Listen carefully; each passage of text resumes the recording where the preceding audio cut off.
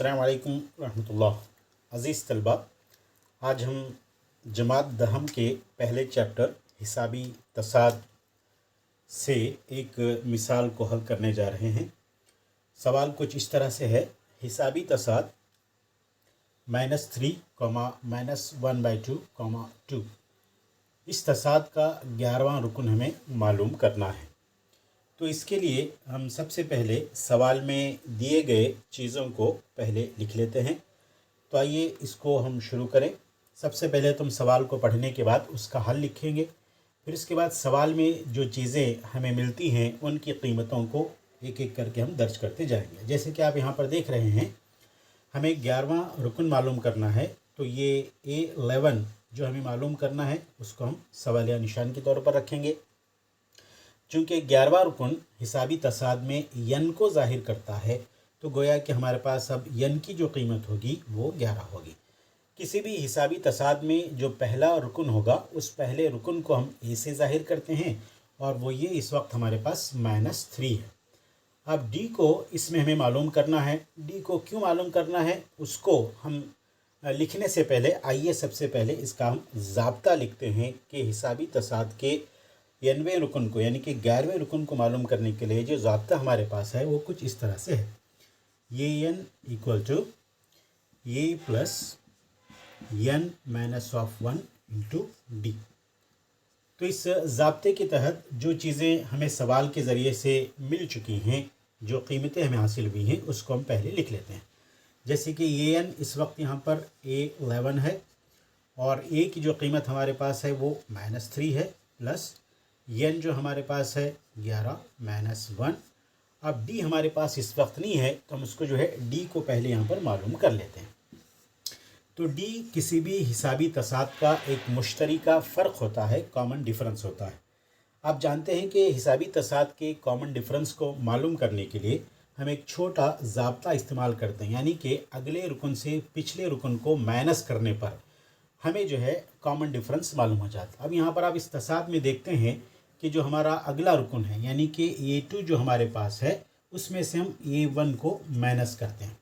तो A2 हमारे पास क्या है? A2 हमारे पास है -1/2 माइनस ऑफ A1 हमारे पास क्या है?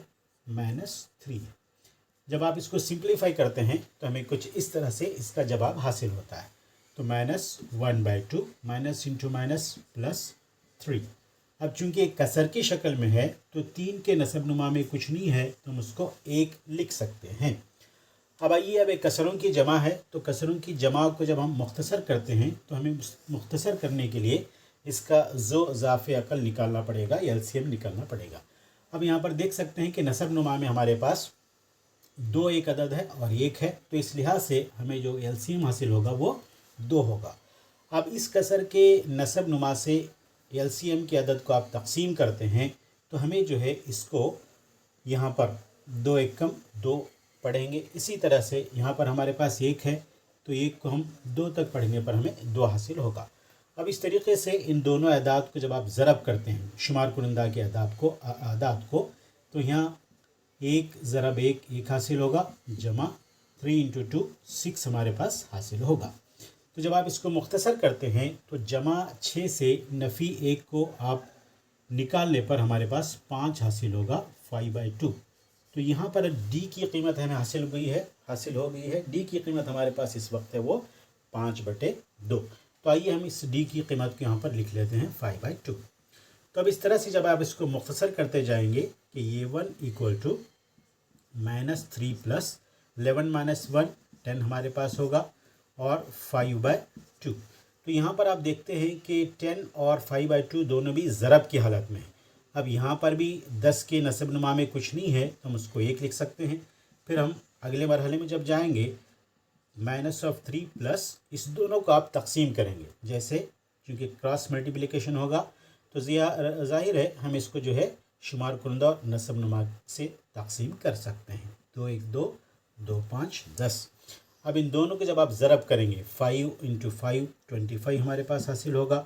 तो अब चूंकि बड़ा अदद यहाँ पर 25 है, 25 में से आप 3 को नफ़ी करेंगे तो हमें जो है 22 हासिल होगा। تو گویا کہ A11 کی جو قیمت ہمارے پاس ہوگی وہ 22 ہوگی، یعنی کہ اس حسابی تصاعد میں جو تصاعد ہمیں دیا گیا ہے اور کہا گیا تھا کہ 11واں رکن معلوم کرے، تو اس تصاعد کا جو 11واں رکن ہوگا وہ 22 ہوگا۔ تو اس طرح سے ہم کسی بھی حسابی تصاعد میں دیے گئے ارکان کی مدد سے جو رکن پوچھا جاتا ہے اس EN کے ضابطے سے معلوم کر سکتے ہیں۔